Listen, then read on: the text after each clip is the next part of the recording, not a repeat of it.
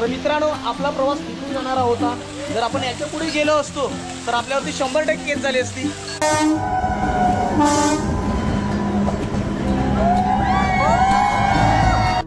प्राचीन काळी नाथ संप्रदायामध्ये अनेक महान योगी आणि रससिद्ध साधक उदयास आले. त्यापैकी नागनाथ हे अतिशय प्रसिद्ध नाथयोगी मानले जातात. कथा सांगते की नागनाथ हे केवळ साधे योगी नव्हते, तर रससिद्धी प्राप्त केलेले महामानव होते. त्यांची साधना इतकी गूढ आणि विलक्षण होती की त्यांच्या चरित्राशी संबंधित अनेक गुप्त लेण्या आजही आपल्याला पाहायला मिळतात.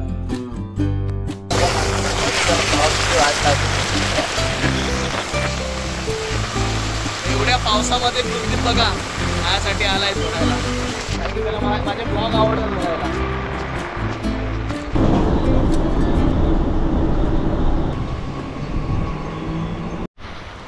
Good morning, good morning, good morning. तर लगेच प्रवास सुरू झालेला आहे आमचा. भाई थांबतो. भूक वगैरे लागले मला भरपूर यार. नाश्ता वगैरे काय पुढे भूकू का कोणाला? अरे पण इकडून ट्रेक चालू करायचं आपल्याला. काय फालतू करे जायचंय कुठे आपल्याला? अरे जाम लांब जायचं. हे नदीत ट्रेनची लाईन जाते बघ तिकडे जायचं. हे बघा नदी. सकाळ सकाळीच खूप जोराची भूक लागली होती, पण वेळ न घालवता आम्ही थेट खोपोली स्टेशन पासून आमच्या प्रवासाला सुरुवात केली. प्रवास नाथ बाबांच्या गुहेचे दिशेने होता. पोरांनी बर पावसामध्ये ट्रेक चालू केलेला आहे.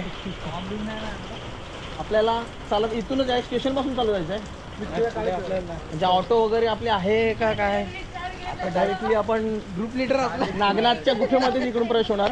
इकडून चालत आपण सरळ सरळ ट्रॅकवर डायरेक्ट वरती ट्रॅकला गेला. ट्रॅकवर डायरेक्ट चालत. बापरे, म्हणजे मला आयडियाच नव्हती. मला वाटलं की आपण खोपोलीला येणार आणि नंतर आपल्या बस असते किंवा गाडी नंतर असं नाही ना. म्हणजे आपण जो हा प्रवास आहे आपल्याला केपी वॉटरफॉल माहितच असेल आणि एक जिनीत वॉटरफॉल. मोस्टली इथून आम्ही रिक्षा करून जातात, बट ॲडव्हेंचर करायचं आहे त्याच्यामुळे आपल्याला बस लागेल.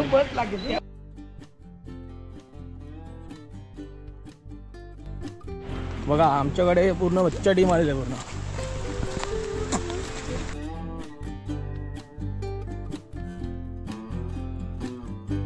आजचा दिवस वेगळाच होता. सकाळपासूनच सगळ्यांच्या चेहऱ्यावर उत्साह झळकत होता. 2 ग्रुप एकत्र आले होते, माउंटेनियर्स असोसिएशन डोंबिवली आणि यशवंती ट्रेकर्स. जवळजवळ 50 पेक्षा जास्त मंडळी जमली होती. लहानांपासून थोरांपर्यंत सगळ्यांच्या पावलांत चैतन्य आणि डोळ्यात डोंगर जिंकायचं स्वप्न होतं. दत्त मंदिरात गरमागरम चहा नाश्त्याचा आस्वाद घेतला. मंदिराच्या शांत वातावरणात घेतलेला तो नाश्ता म्हणजे प्रवासाची एक सुंदर सुरुवातच होती. यानंतर प्रवासाला सुरुवात झाली. रस्त्यात सतत पावसाची सर आपल्यासोबत चालत होती. जणू निसर्गाने आपल्याला सोबत घेतले होते.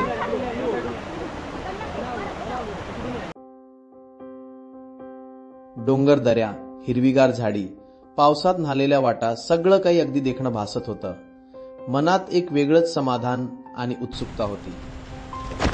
नाथबाबांच्या गुहेजवळ पोहोचण्यासाठी सुमारे 3 तासांचा कालावधी लागणार होता, पण प्रवासातील प्रत्येक क्षण साहसी, मनमोहक आणि संस्मरणीय ठरत होता.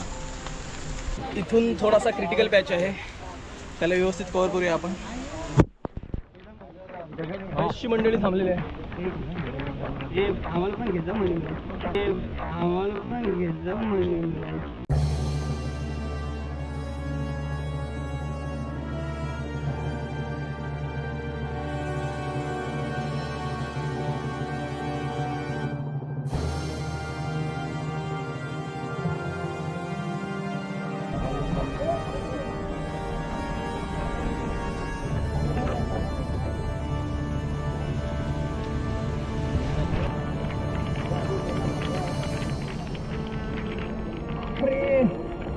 एकदम क्रिटिकल पॅच आहे. शेवाळ्यामुळे पायवाट एकदम चिकून झालेलं आहे. बाबू पाया खाली दे ना तिथे रस्सी पकडा आजी नको बघू चालते हा एवढाच काय कॉम्प्लिकेटेड आहे जी नितेश जी कैसा रहा प्रवास आपका?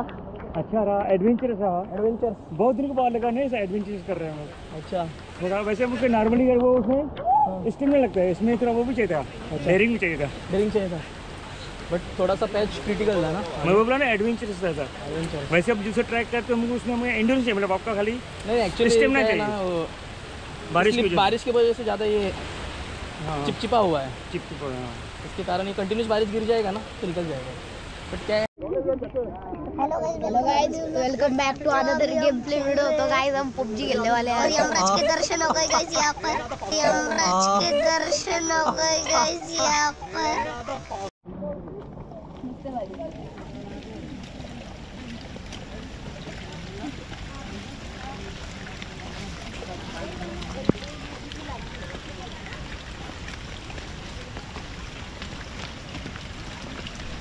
तर तासाभराच्या प्रवासानंतर आपण येऊन पोचतो केपी वॉटरफॉलच्या व्ह्यू पॉईंटपासून। इथून आपल्याला दिसतो हा केपी वॉटरफॉल आणि ही खोपोलीकडे जाणारी रेल्वे मार्ग। महाराज, भूपती, गजपती, गणपती, अधिपती, प्रजापती, सुवर्णरत्न श्रीपती, अष्टावधा श्री अष्टपती, न्यायालंकार मंडित, न्यायालंकार जागृत, शस्त्रार्थ शस्त्र पारंगत, राजनीती धुरंधर, प्रौढ प्रताप पुरंदर, क्षत्रिय कुलावतंस, सिंहासनाधीश्वर, महाराजाधिराज, श्रीमंत, कीर्तिमंत, मूर्तिमंत, धनवंत, भोसले गराडे कुलवंत, महाराज महाराज महाराज, श्री श्री श्री शिवछत्रपती शिवाजी महाराज की जय, शिवछत्रपती संभाजी महाराज की जय, नवाब पार्वती पटाई हर हर महादेव, जय भवानी, जय शिवाजी। वाह क्या बात आहे। सुंदर पद्धतीने घोषणाबाजी झाली। आता आम्ही निघालो पुढच्या प्रवासाला। प्रवास रंगतदार होणार होता, सर्वजण सुखरूप चालत होते। तर नमस्कार मित्रांनो, आपला नागनाथ गुफेचा ट्रेक चालू आहे आणि आमचे track leader Padmakar sir, Padmakar Gaikwad आणि सतीश गायकवाड यांना तुम्ही ओळखत असतीलच, माझ्या ब्लॉगमध्ये खूप वेळा येतात, म्हणजे आमच्याच ब्लॉगमध्ये। तर सर म्हणजे तुम्ही किती वर्ष झालं या फील्डमध्ये आहात? सिन्स 1980. 1980 म्हणजे ॲक्च्युली तेव्हा माझा जन्म पण नसेल आणि म्हणजे हा तरुण पिढीला तुम्ही काय संदेश द्याल जेव्हा आपण एखादी जंगल भटकंती करतो किंवा ह्या पावसामध्ये आता आपण एवढा मोठा चांगला ट्रेक करतो, तर आपण म्हणजे तरुण पिढी जी गरीब असतात की पावसाला घालून, तुम्ही त्याला काय संदेश द्याल?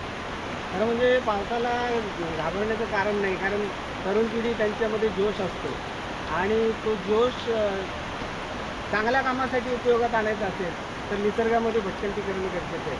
पण भटकंती करत असताना खूप सारे प्रिकॉशन्स घेणं गरजेचं आहे। बरोबर, म्हणजे जोश असतो त्या जोशमध्ये होश सांभाळला पाहिजे। राईट, ही सर्वात महत्त्वाची गोष्ट आहे की जोशमध्ये आपण होश नाही गवळला पाहिजे। हां तर तेच सरांकडून आपल्याला शिकायला भेटते।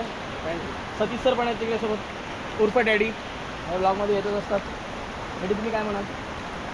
निसर्गामध्ये भटकंती करणं हे फार तरुण पिढीसाठी गरजेचं आहे आणि ही भटकंती करत असताना जसं आता सरांनी सांगितलं की होश सांभाळून, तर माझंही एक म्हणणं आहे की कुठेही भटकंती करत असताना सगळ्या ग्रुपमध्ये जात असताना आपण स्वतःची काळजी घेतली पाहिजे, तसं आपल्या ग्रुपची पण काळजी घेतली पाहिजे। अन्यथा आपल्याला जर एखादा मार्ग माहिती नसेल, रूट माहिती नसेल, तर गावकऱ्यांची मदत घेऊन आपण तो रूट एक्सप्लोअर करायला पाहिजे आणि ते गरजेचं आहे। पण नुसतंच आपण म्हणतो आपल्याला माहिती आहे आणि मग कुठेतरी चुकायला होतं, बरोबर त्याच्यामुळे रेस्क्यू इन्सिडेंट होतात, रेस्क्यू करायला लागतं। तर ते टाळण्यासाठी आपल्या आता हल्ली गावकरी मदत करतात, त्यांच्या बरोबर आपण हे ट्रेक करायला पाहिजे, अनुभव घ्यायला पाहिजे निसर्गाचा, नवीन नवीन ठिकाणं शोधून तिथे जायचं। थोड्याच वेळात आपण येऊन पोचलो केपी वॉटरफॉल पाशी।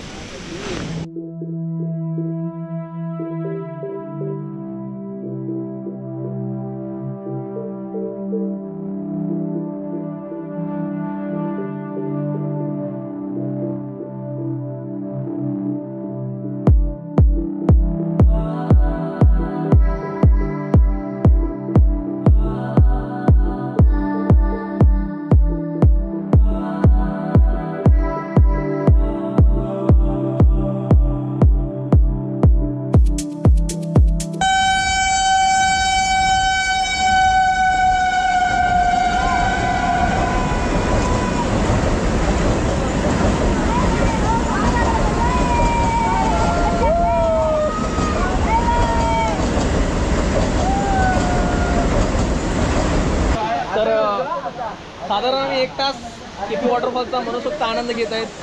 नागनाथ बाबाची गुफेकडे जात आहोत. बट तांत्रिक बिघाड झाला असल्यामुळे तिकडे आम्हाला ते रेल्वे कर्मचारी जाऊन देत नाही.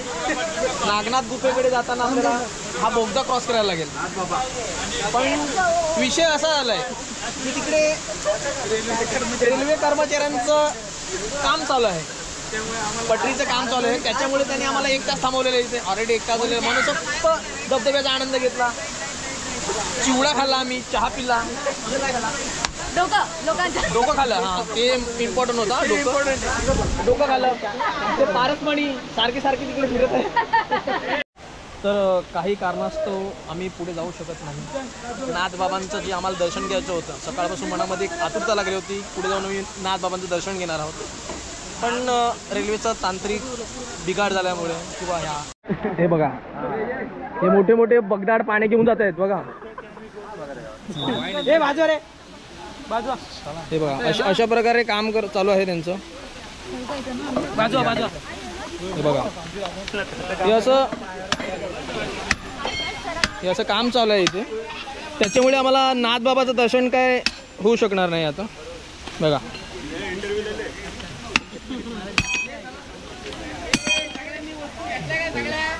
आता असे किती ठोकतील काय माहिती नाही. सो आपण टाइमपास न करता निघूया आपल्या पुढच्या पावसाला.